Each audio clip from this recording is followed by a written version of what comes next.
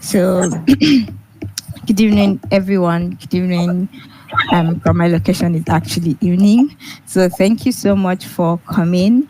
I'm Joe Comfort. I'm the digital marketing head at Glotel. Glotel is a company that connects um, talent to global opportunities. We do this through global talent visa coaching.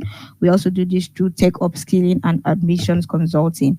So today we are going to actually be focusing more on our global talent visa coaching service. Here we have two global talent visa recipients that will be sharing their story with us to kind of inspire people that also want to get on this path but they're not sure of how to get started. Sometimes the success stories are all you need to actually boost your morale and want you to actually get on and start it. So that is what we will be talking about today. So with me today, I have two global talent recipients. I have one that is a senior software engineer. He's also a backend engineer and a full stack engineer as well.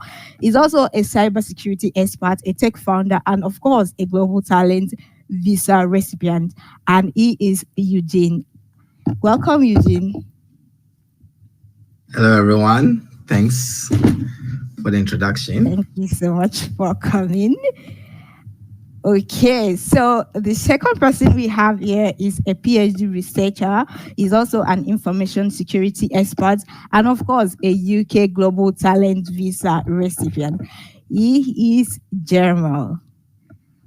Thank you so much, Jermal, for coming. Hi, thank you, Comfort, for the introduction. Hi, everyone. You're welcome.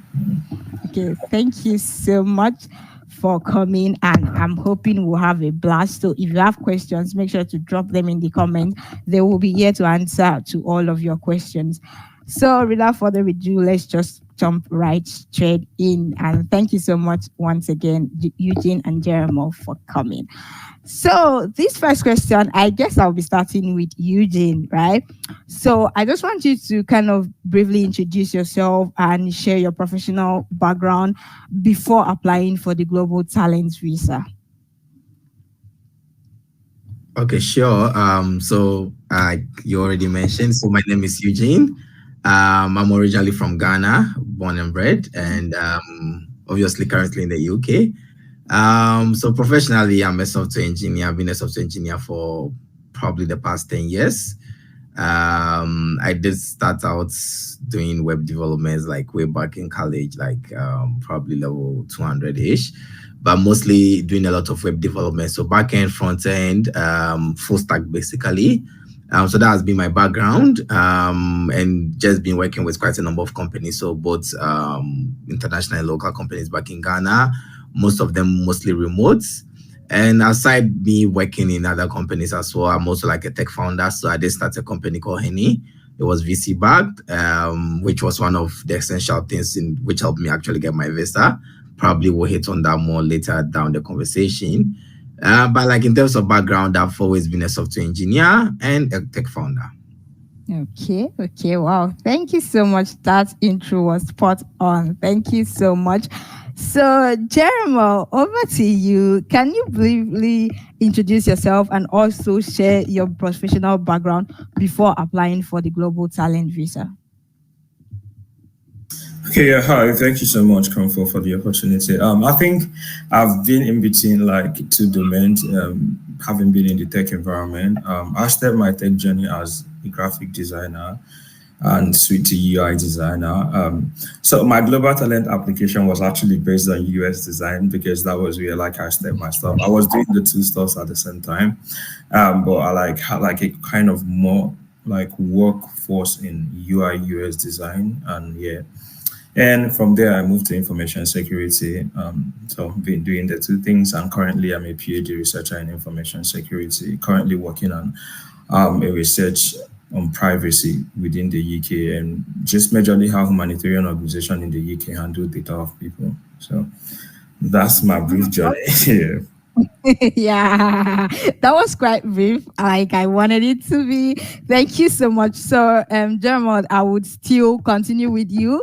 So, I'm just going to ask you this. People usually have like motivations when they want to do something. Normally, as humans, we don't just stand up and do something. There is always something that motivates you. There's always something that makes you be like, okay, yeah, I want to try this thing. So, what was that thing that initially motivated you to, want to apply for the global talent visa and actually, put in your application? What was that one thing? So the first thing was I never wanted to work for any company. I mean, looking at the visa situation in the UK, it's either, I mean, after your studies, you have to work for organization for like a period of 5 years, for you to like get your sponsorship. So for me, it was one thing I never wanted to do. I never wanted to stick to an organization for a period of 5 years. So, and it was one of the biggest motivation. I was like, okay, cool. I have to shoot for this. Aside that, my MSc supervisor was really a big motivation to me. I was like, you can do this, because we used to work together when I was in school. I used to help him do a couple of things. So we have project that we are running together, and like we did a lot of projects like during my MSc. And it was like, I mean, you can shoot for this. This is something you can do, and I think it was the biggest motivator. Even at times, like period, I got tired. It was like, you can do this. Like, you've got everything to go for this. So yeah, so I'll say supervisor, people around definitely was my biggest motivation. And for the fact that I never wanted to stick to any company for a period of 5 years to get my stay. So that was the biggest shot. Yeah. Yeah, I understand how that, having to stick to one employer can be like. I noticed that is like one of clients' pain points when they come to us. The first thing they'll be like, I don't want to stick to one employer. And I feel like I understand. Thank you so much. Okay, so Eugene, over to you. Please, what was that one thing that initially motivated you to want to pursue the global talent visa? So mine was quite a bit different. So I did Okay. apply from Ghana, so I wasn't already in the UK, never been in the UK. But my main goal for coming to the UK and going with the global talent was has to do with my entrepreneurship journey. So obviously, I started a business in Ghana. It went well, but the plan was to still start more business and still get access to funding. And UK obviously was one of the countries that did have like good things when it comes to venture capitals and like accelerators and all these other programs that helps for entrepreneurs. So for me, I did get access into an accelerator program called Antler, and that was like the main reason why I had to come to the UK. And looking at all the other available visas available, Global Talent was the one that like I think was more flexible because I didn't have to be tied down to like a company, just like Jerome said earlier on. But with that, I can easily just start my own company, which I already did when I came here, and have the flexibility to still work and do any other thing I can do. So for me, it was more about the whole entrepreneurship journey that I was already on. Okay, okay. Okay, yeah, that's very spot on, honestly, because I feel like one of the things that the global talent visa, especially the one for UK, offers is the fact that you can do anything so long as it's still within what you had applied for when you were applying. So I feel like that is very flexible and very, very comfortable for any immigrant. Okay, so Jeremy, okay, so we know that whenever you want to start a journey, obviously there is always challenges, like there is always going to be that one thing that wants to, deter you from going on with your journey or going on to actually achieve what you want to achieve. So I would want to ask, what were the biggest challenges you faced when you first considered applying for the global talent visa? To be honest, I think also the first thing was the whole. This is more like a whole of like emotional punishment. To be honest, that is what I would target. In terms of gathering all the requirements, which is not an easy stuff. I think that was one of the things that really discouraged me, especially getting those recommendation letter. I first like shoot out to people I've worked with, and I never got a reply for like a month. I tried again. At the point, I got tired. I was like, I can't be doing this, and so it's more like gathering the document. This is one of the challenging things, and I feel yeah, it's one of the issues that almost everybody will definitely mention that it's the Yeah. Yeah, that is very true. Most times when clients come to us, they'll be like, I need templates to, go out and gather my evidences. I don't know how to do it. I mean, it's always like a big challenge. So I guess, yeah, it's yeah, it's a challenge. Okay, so Eugene, what were your own biggest challenges that you faced when you first considered applying for the Global Talent Visa? I think, I mean, obviously, gathering the document was a big challenge. But even before I got to the point of gathering the document, it was even to know what document to gather in the first place. So, I think going to the website, the UK.gov website, and the Technician website, that's the two places I use most of the time. Reading some of the stuff was a bit confusing because there are like so many different like categories, conditions that you just have to pay attention and know. Because like I mean, again, global talent is one of the straightforward visas I've ever seen. However, it's still like applying for a visa. There are so many requirements that you just have to know what you're applying for, which category. So, first of all, trying to assimilate the information and trying to know what you actually need, the different categories, the right thing to select, whether to even apply for like the exceptional talent or exceptional promise and all those stuff. Took me a while to really understand all the different things. Then obviously the biggest challenge was gathering the document in the first place because if you read all the information on the Technician, the Global Talents site, they are not very specific about the specific document to provide. They are just kind of giving you a high level of be like, okay, give evidences to prove you are exceptional talent in ABC, but they are not telling that, okay, put it in this form, or whether it's going to be a PDF, Word, video recording, screenshot. So I was like, it was quite difficult to actually get to see exactly how even to format these documents into. So it became quite a difficult thing at that point. Yeah. Yeah, I can really agree with that, that formatting thing, what evidences to use. Because a lot of times, sometimes when clients come to us, we see the way they put together their evidence, and we're like, no way, these people are not going to look at this. There's no way this people are going to look at this like this. And I feel like that's also one thing, because I don't know if there is a way that technician can actually be more detailed with what they actually, want. Because sometimes they can say one thing, and then you that is reading, you interpret it as another thing. And when you send it to them, they won't accept it.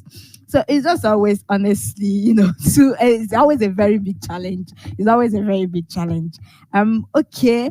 So Jeremiah, okay, Eugene, yeah, let me start with you. Let me switch it up a bit.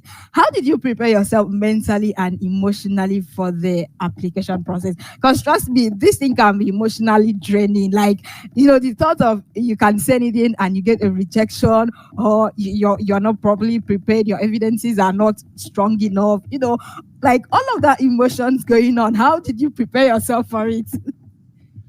I guess for me, I didn't really prepare myself. It was a bit more of like going with the flow, in the sense that Okay. mine was really on like a very timely, like it was on a timeline in a way. So I'd already gotten applied for the Ansela, the accelerator program, which was basically starting in 2 months, and that was about when I started with the application of the Global Talent Visa. So for me, trust me, there was actually no time to actually process what I was going through emotionally.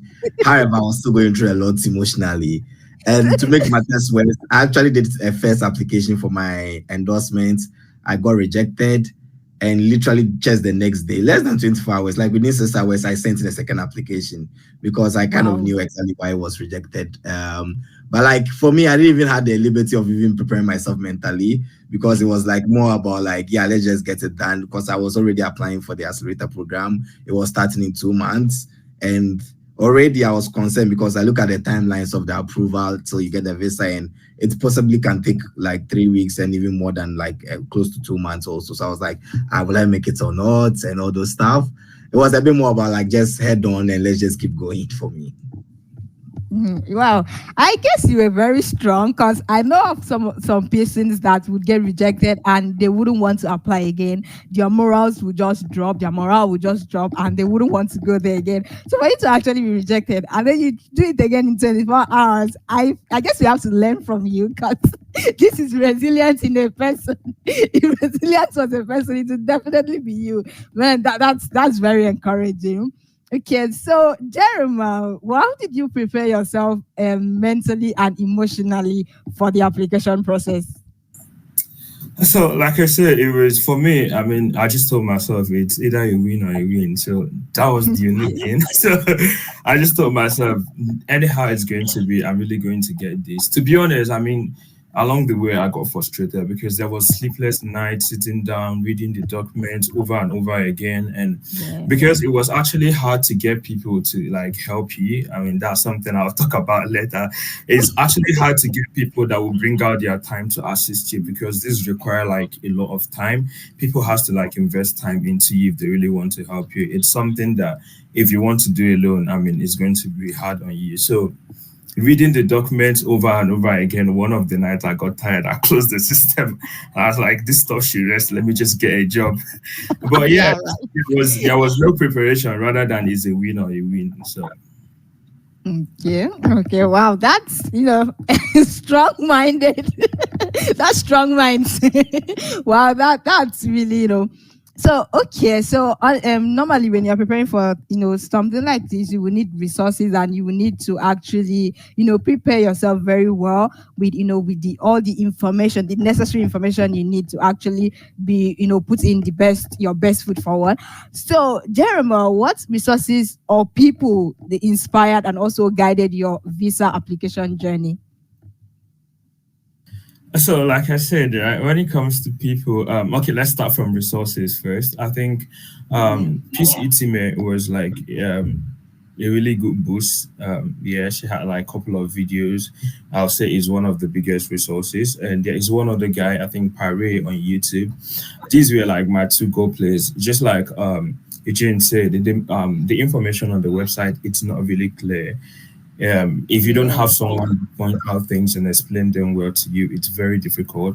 Apart from those two, I mean, other people I have were like motivating factors that were like, okay, why not do it like this, do it like this? And luckily, I met one other guy who has also gone through the process, who was a bit like helpful. So I think people weren't, and in terms of resources, it was more of like YouTube content here. Independent. Yeah.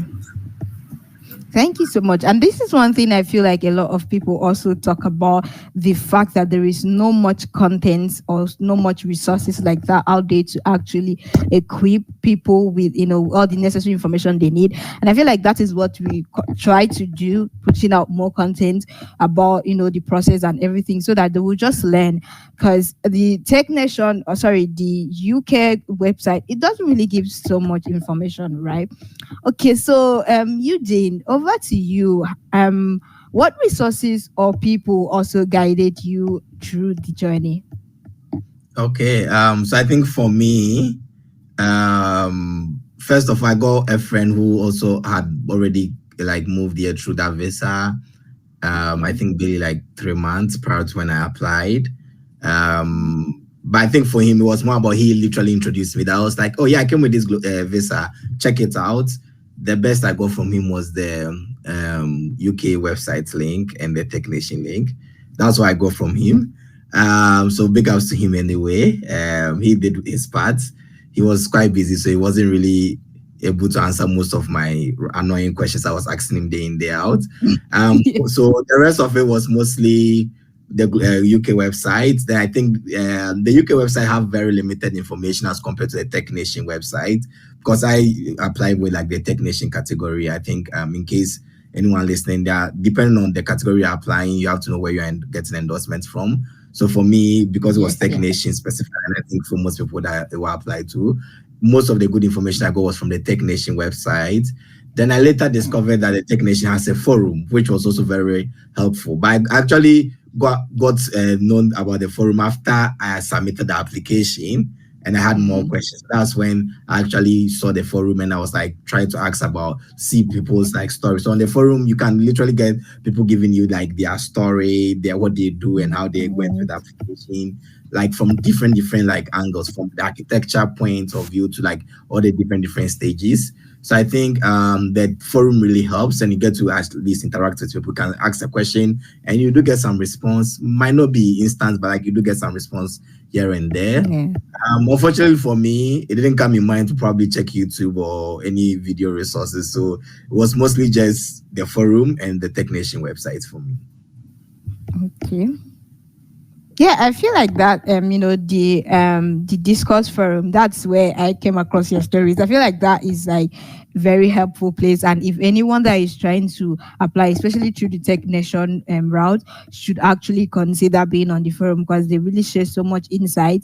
I myself, myself and my boss, we usually put out info and try to reply to as much questions and inquiries just to help people that are looking to apply because I feel like they need that help and that information. So yeah, thank you for that. Yeah, that is a very, very nice,